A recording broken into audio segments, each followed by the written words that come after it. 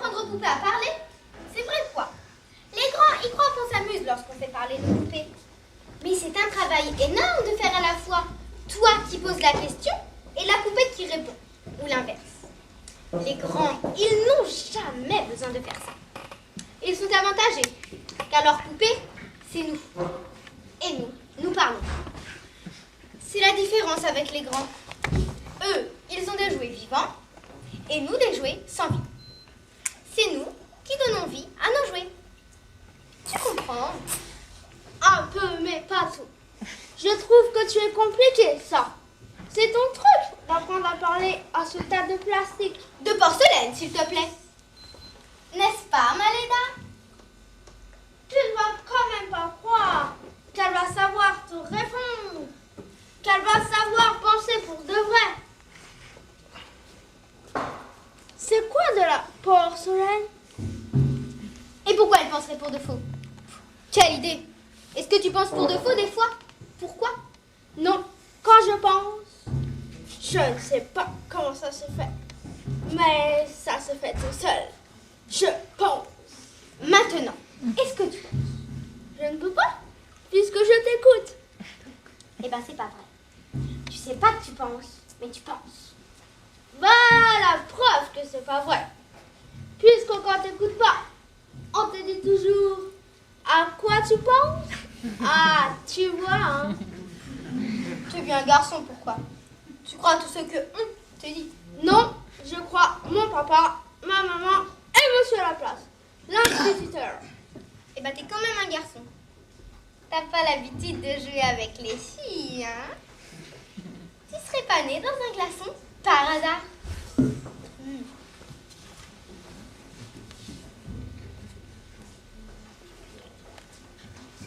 Ça, Oui. je veux bien croire que les dames va penser. Mais si elle se mettait à parler, T'as déjà vu une poupée qui parle? non. Mais enfin, quoi qu'il arrive, c'est un secret. Entre toi et moi? Oui.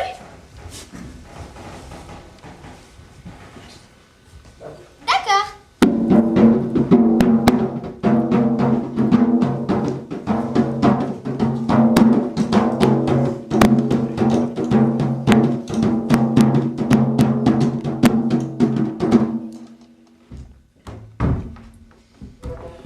Nous sommes le cœur, celui qui raconte l'histoire de l'homme à l'homme. Nous sommes le cœur, celui qui raconte l'histoire de l'homme à l'homme.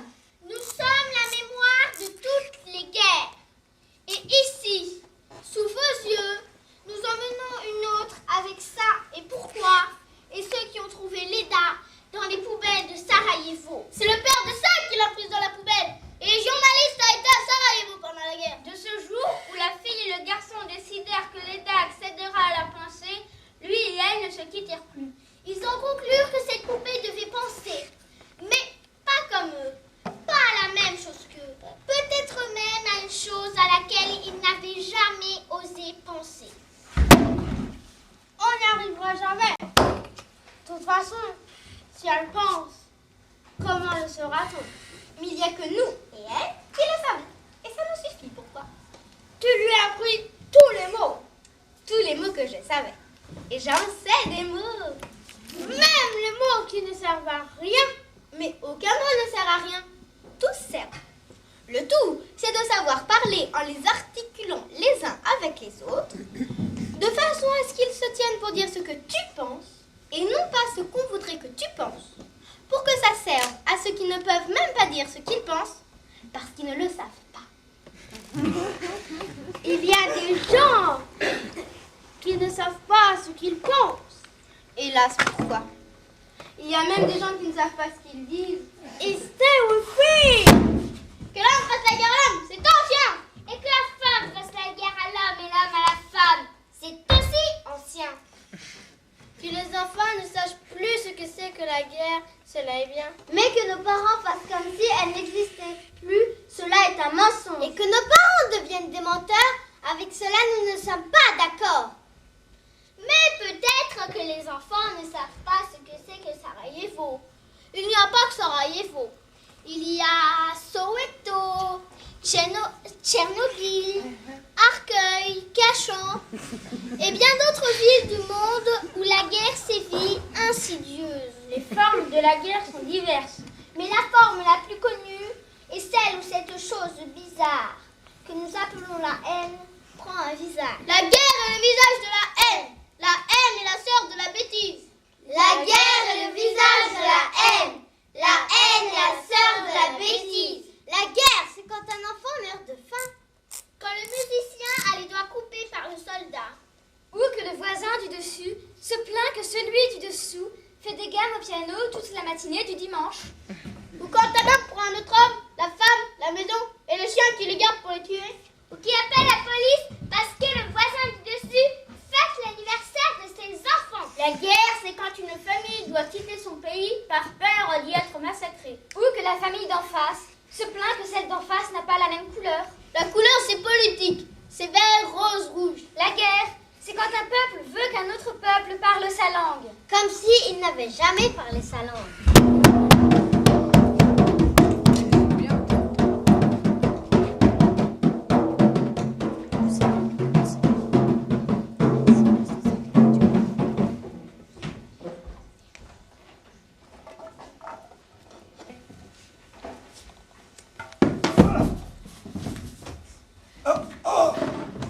Ça alors? Vous me connaissez? Non, je te connais pas, mais je vois une canette qui m'a atterri sur la tronche en pleine nuit, alors je dis ça alors? J'ai cru que c'était un voyou, puis je vois une gamine avec une poupée. Alors, voilà. C'est mon nom. Quoi? Ça alors? Hein? Ça, c'est mon prénom. Ouais. Et alors? Mon nom de Ah, famille. moi, c'est Lego. Raymond Lego. Comme l'équipe? Non, pas comme les cubes. C'est le pluriel de Legal. C'est un pluriel breton. Je comprends pas. Un cheval, des... Chevaux. Un Legal, des... Lego. Ah, ça y est, j'y suis. T'as pigé, Leda? C'est ma poupée, Leda. Elle parle pas, mais elle pense. Elle est muette. Oui, à cause de la guerre. C'est mon papa qui me l'a ramenée de Sarajevo. Il l'a trouvée dans une poubelle. Comme vous. Moi aussi, on m'a jeté dans une poubelle, parce que j'étais plus rentable. Ça veut dire quoi, plus Plus rentable? rentable, ça veut dire qu'on peut plus faire du théâtre dans les écoles, qu'on peut plus être chercheur en économie au CNRS, que...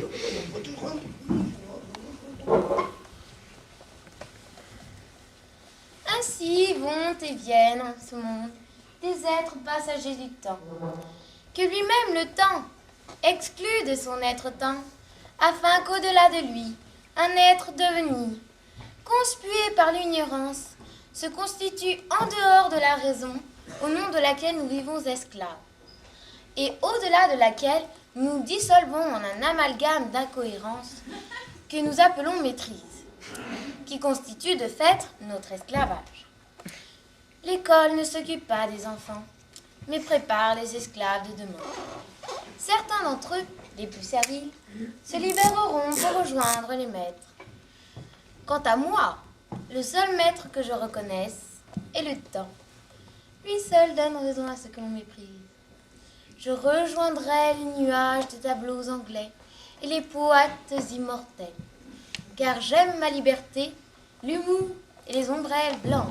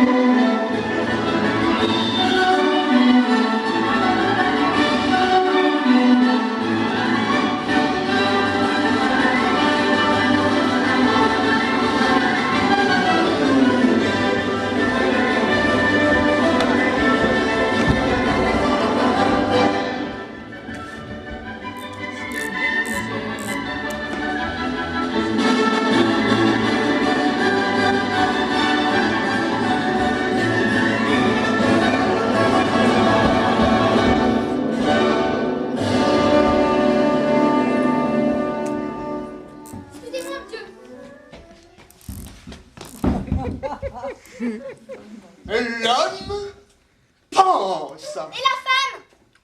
Oui, bien sûr aussi. Mais quand on dit l'homme, ça inclut la femme. Qu'est-ce qu'il a dit? L'homme inclut la femme. C'est dégueulasse. Si l'homme pense, il est. Les quoi? Voyons, il existe. Par exemple, les objets ne pensent pas. Donc il n'existe pas. Qui a lancé cet avion? Je pense que c'est lui.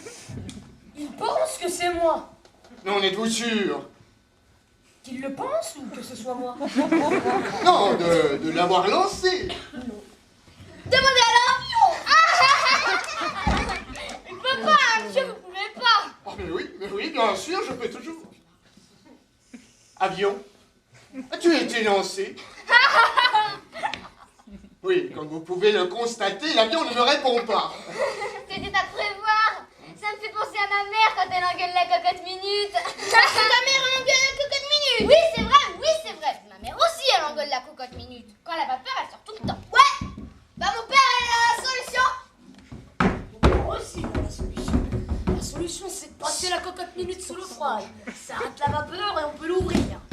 C'est comme le micro-ondes. Il faut pas l'ouvrir quand il marche. D'ailleurs, lui, si on l'ouvre quand il marche, il s'arrête. Monsieur, on aurait dû prévoir le même système sur les cocottes minutes. Ah, les enfants, écoutez, voyons, nous ne sommes pas là pour parler de cocotte minute et de micro-ondes, mais pour suivre le programme. Or, le programme scolaire de cette année stipule que vous devez apprendre à penser. Ça veut dire quoi? Si vous continuez comme ça, nous n'y arriverons jamais. Mais ça veut dire quoi? Non, stipule. Eh bien, ça veut dire préciser. Je ne sais pas moi, prenons par exemple. Il est stipulé dans le manuel du micro-ondes que la porte ne doit pas s'ouvrir pendant la marche. Eh bien voilà. Pourquoi ils ont pas dit préciser? Pourquoi deux mots pour dire la même chose, monsieur? Oh, mais c'est très courant que vous employez deux mots pour dire la même chose. Ça s'appelle des synonymes. Elle sait tout celle-là. Je peux pas la fermer des fois, ça nous changerait. Par exemple, on dit faire les courses à Mammouth et faire la course avec Mammouth, c'est ça? Non, car là, le mot course, le mot mammouth, a deux sens. Non, c'est un mot polysémique, c'est ça, oui. C'est un mot polysémique. Et Mammouth, il a quel sens, lui? Ah, bah écoutez, mammouth, c'est qui ça? Bon, récapitulons.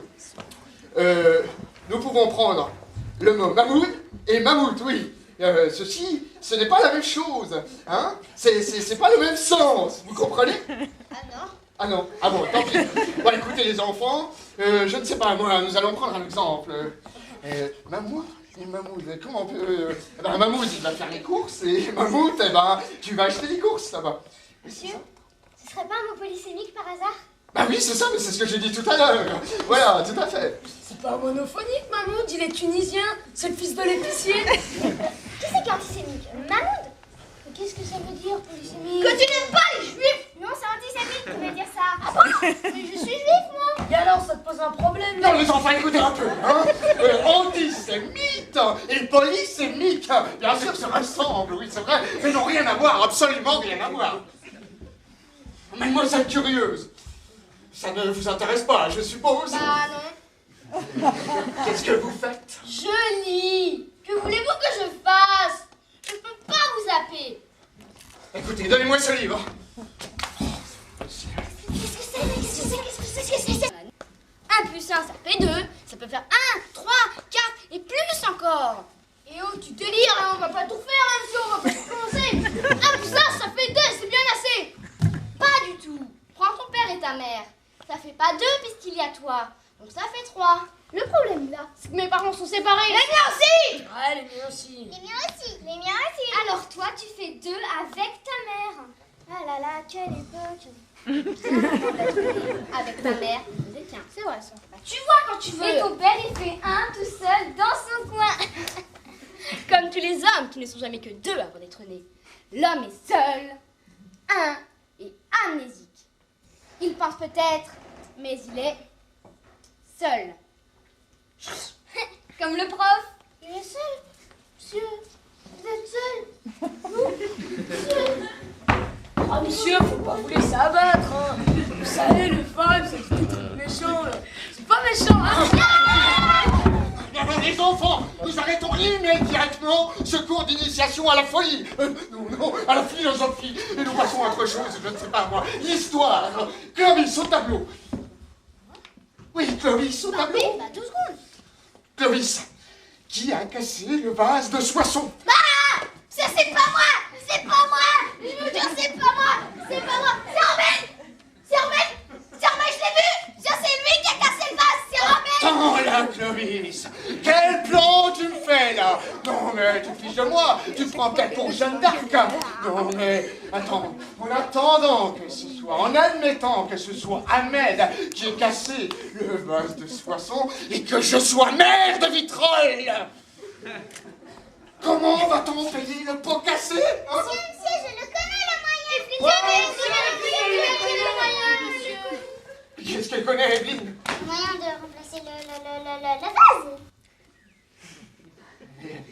Et comment tu le remplaces, ce vase? En prenant mon argent dans la caisse de la coopérative. Et ben voilà!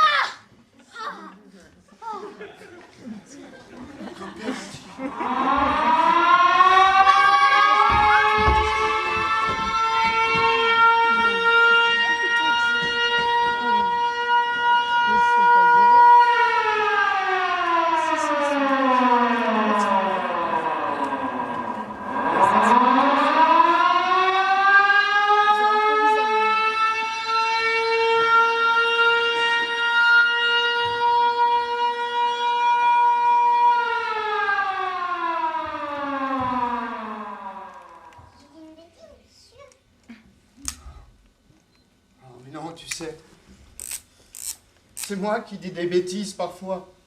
Oh, ce siècle m'aura dégoûté. Et moi donc.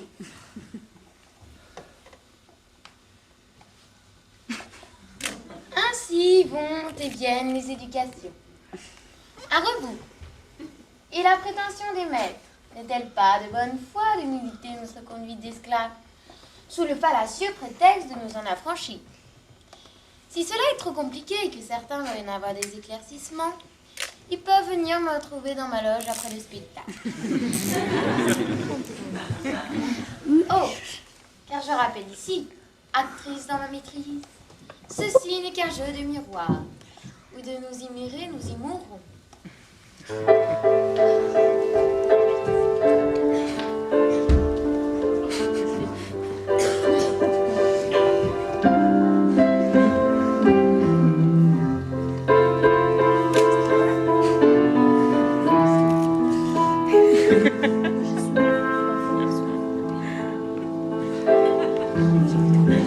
You never give me your money.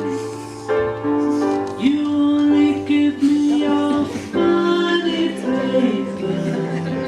And in the middle of negotiations, you break down. I never give you my number. I only give you my situation, and in the middle of investigation, I break down.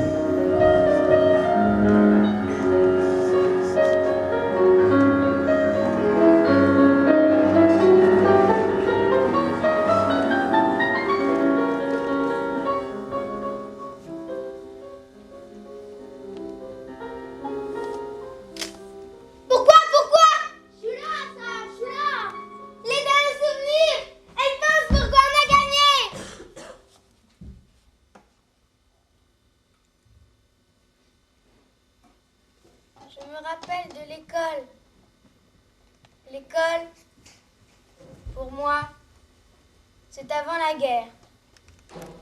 Quand Zlata rentrait et jouait avec moi.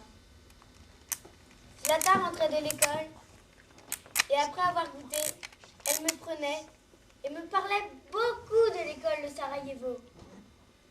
Elle me coiffait, me mettait des robes neuves et surtout, elle me regardait longtemps. Moi, je n'étais qu'une poupée de porcelaine, un objet qui se casse s'il tombe. Quand Zlata me parlait, elle attendait la réponse. Jamais elle ne parlait à ma place, comme si c'était moi qui donnais la réplique muette à sa question. C'est comme ça que j'étais, un objet pas comme les autres, parce qu'on ne parlait pas à ma place. Et c'est comme ça que j'ai commencé à ouvrir mes yeux de poupée sur ce monde de cendres. Puis, la guerre est venue. Un jour, à Sarajevo, toute la famille a dû déménager parce que le mur de la salle à manger n'existait plus. Il avait été emporté par une bombe. Alors, tout le monde est allé habiter ailleurs, pas loin, un quartier plus au nord, avec un peu moins de bombes et un peu plus de murs. En traversant l'avenue, toute la famille est tombée sous les rafales des fusils embusqués. Le papa de Zlata a entraîné tout le monde derrière le mur et a caché Zlata dans une poubelle. Le camion est passé. Et, du camion, le soldat qui avait tout vu a tiré en riant sur la poubelle. Et Zlata a dit « Leda !» Moi, j'étais dans les bras de Zlata et je suis restée dans la poubelle. Ça arrive aux poupées de finir dans les poubelles avec les vieux jouets. Ça devait être la première fois qu'une petite fille et une poupée se retrouvaient dans une poubelle. Mais maintenant, la petite fille, elle aussi, ressemblait à une poupée avec ses yeux grands ouverts. Elle continuait à me regarder. Le camion s'est éloigné.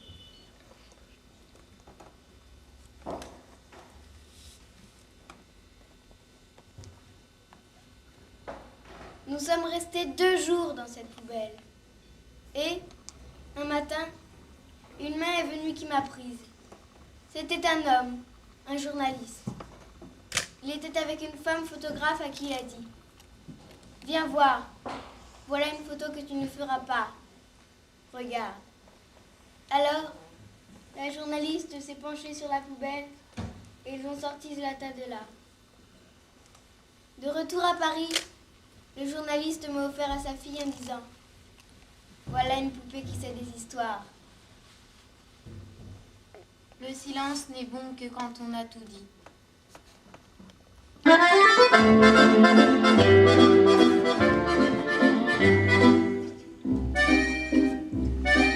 C'était tout juste après la guerre, dans un petit bal qu'avait souffert, sur une piste de misère, il y en avait 2 à découvert. Parmi les gravats, ils dansaient, dans ce petit bal qui s'appelait.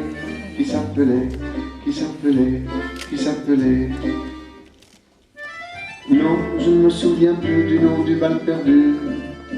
Ce dont je me souviens, c'est de ces amoureux qui ne regardaient rien autour d'eux. Il y avait tant d'insouciance dans leurs gestes émus.